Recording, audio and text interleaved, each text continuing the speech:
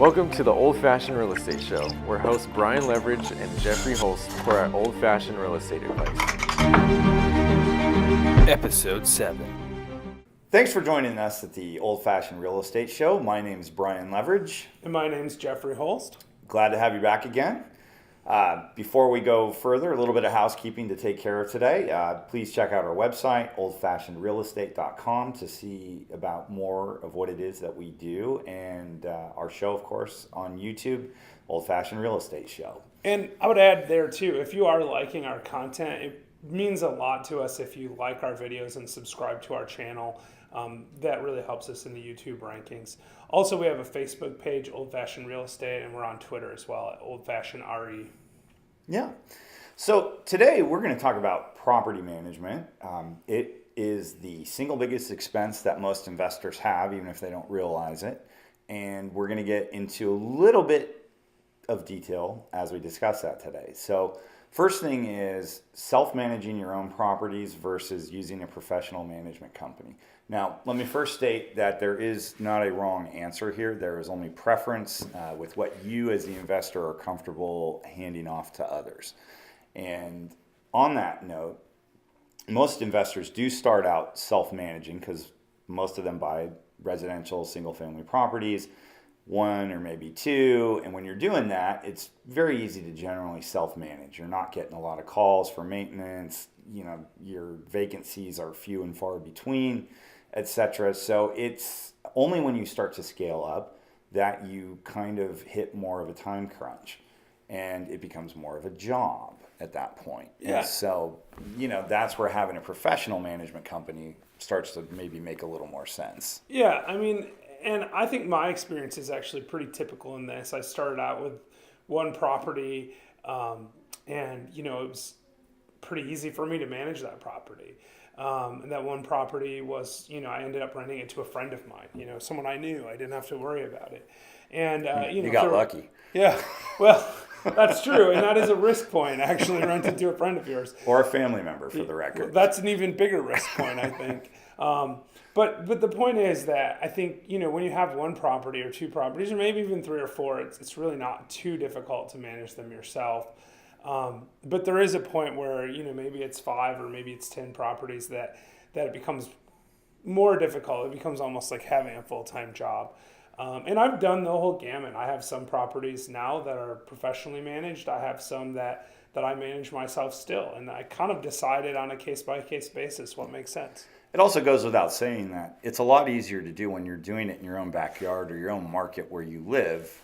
I would counter that if you live on either of the coasts, typically where property values are a lot higher, a lot of times you're going to be doing your investing in a different market. That's where having professional management does become much more important. So on that note, some of the advantages of having a professional property management company are they typically have better knowledge of the market than you as an investor do. They've been at it a lot longer. They have access to resources that you don't.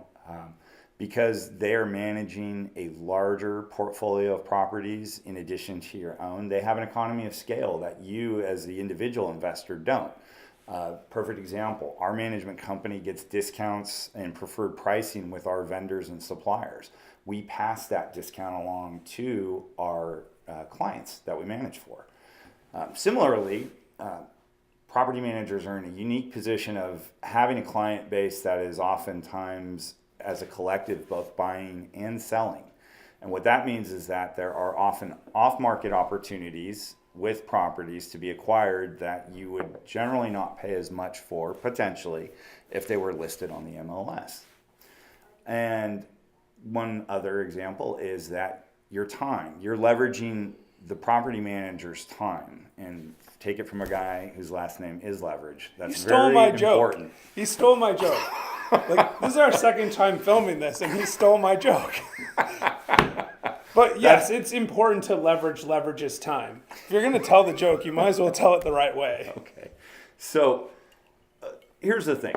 Again, not a right or wrong answer, but you have to decide ultimately what your goals are and what you want to accomplish with what you're doing as a real estate investor.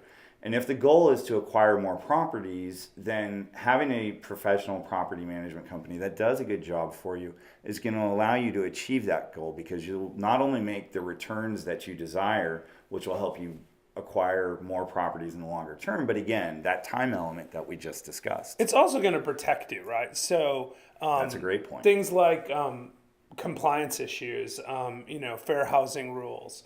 If you're sort of, a mom and pop operator and you have one or two properties, it's really easy to get yourself into trouble. And the penalties are pretty steep. So it's important to understand the law. And if you don't have the time to learn that part of the business, then you need to hire a property manager, even if you only have one property. That's a great point. It's a great point. So if you've made the decision, hey, I'm thinking about turning this over to a property management company, or you're getting ready to start on your investing path, and you've decided that management's just the best way for you to go from the outset, what are some good questions to ask? Well, I mean, as an investor, one of the things I care about is like, what is this going to cost me? So, what are your fees? How are the fees calculated? Do you mark up the maintenance requests? And a lot of companies do, and there's nothing wrong with that as long as they're transparent about it. But you need to understand how you're being charged and what you're being charged for. Yeah, and some companies will have all sorts of hidden costs. For instance, they'll tell you what they charge when the property is rented out, but sometimes they'll charge you a vacancy fee, meaning it's sort of a heads they win, tails you lose scenario, because even when you're not getting income from a tenant in your own property, they're still charging you some sort of a fee, which I don't think is necessarily right. It's not necessarily wrong either, though. In fairness to property managers like yourself, and I know you guys don't charge that fee, which is why you're saying you don't think it's right. But if someone discloses it on the front end and maybe their other fees are reasonable, an investor can make a decision about whether or not that's a reasonable fee for them. You just want to make sure that everything you're going to be paying for is disclosed, I think would be the important takeaway. Yeah, understand what you're paying for and decide. And also, I think keep in mind that if you don't like a fee that a property manager is proposing to charge you, there is a possibility of maybe negotiating that. And if they're not willing to, there's going to be another property manager in that market that probably would talk to you about the fees. Sure. Another question to ask is that what's the number of units that they manage? Now, when we say units, we're not necessarily talking about a duplex or an apartment building. Really, we talk about it as an inventory-related basis, which is to say that one house is one unit, a duplex would be 2 units, and so forth from there.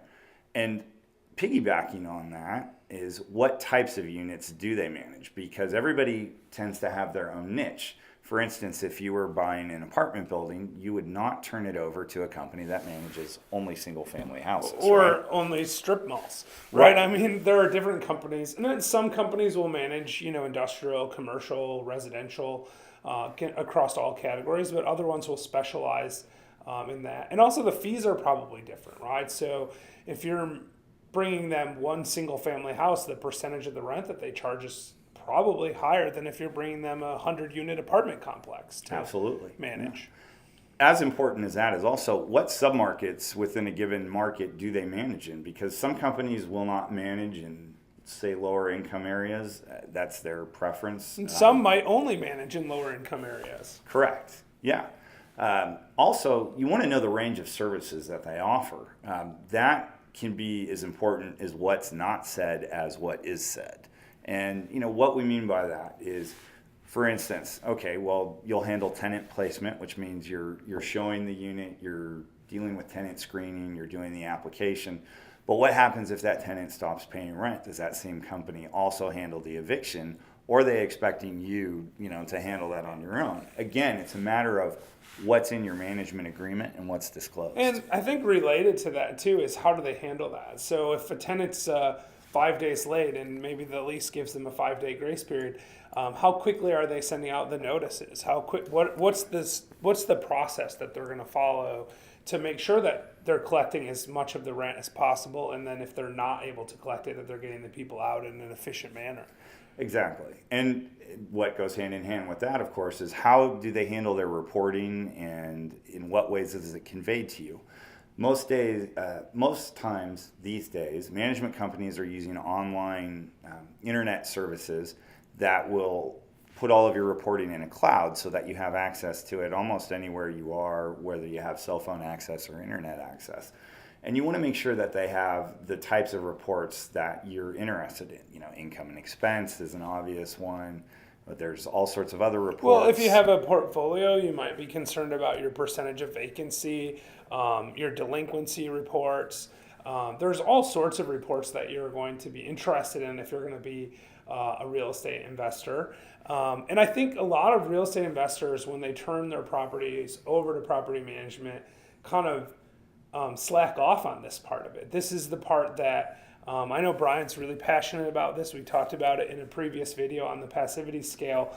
But when you turn your property over to a property manager, you still have to be involved. You still have to be paying attention to what's going on. And the reports are one way that you can stay on top of your property manager and see what's happening with your portfolio and make sure that you're getting the returns that you want to get from your investments. I'm glad you mentioned that because I was going to as well. And, you know, to take that a little bit further, is your management company is just one tool in your toolbox. And if you utilize them in the right way, and they're doing a good job in the first place, they're going to make your life so much easier. But that doesn't eliminate you from being involved in the process. Nobody's talking about micromanaging here or asking a million different questions.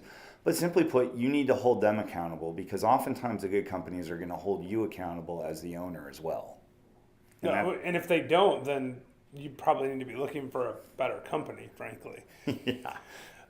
So yeah, and then I think the last thing that's really important, or the last thing that occurs to me, Annie, is you know, how do they distribute the money? Like, when do you get the income? Because obviously, you know, we're in these real estate investments for the purpose of making money. So we're going to want to know if the rent is deposited on Wednesday, do I get it on Friday or do I get it a week from Friday or whatever it is? And there needs to be a consistent and clear manner there of how you're getting your distributions, whether that's weekly, monthly, quarterly.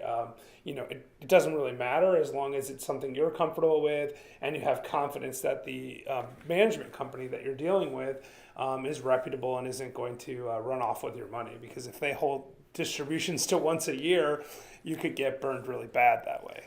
Yes, and most states have laws requiring that anybody that manages properties on behalf of a client where there's no relation or ownership involved be licensed, insured professionals. So as part of your due diligence, you should also look to double check on those things as well. That's an excellent point, and I think that's really important. And it speaks towards reputation also. So there are lots of licensed and insured people that, you know, in companies that maybe aren't as good as others. And so one thing I would do if I was going to go into a market I wasn't familiar with is I would talk to other investors in that market and see who they're using and find out if they like the people that they're using. And I would definitely start by, you know, getting those recommendations. Word of mouth, often the best way to go. And on that note, we thank you for joining us. Cheers. Cheers. And we'll see you again soon. Salute.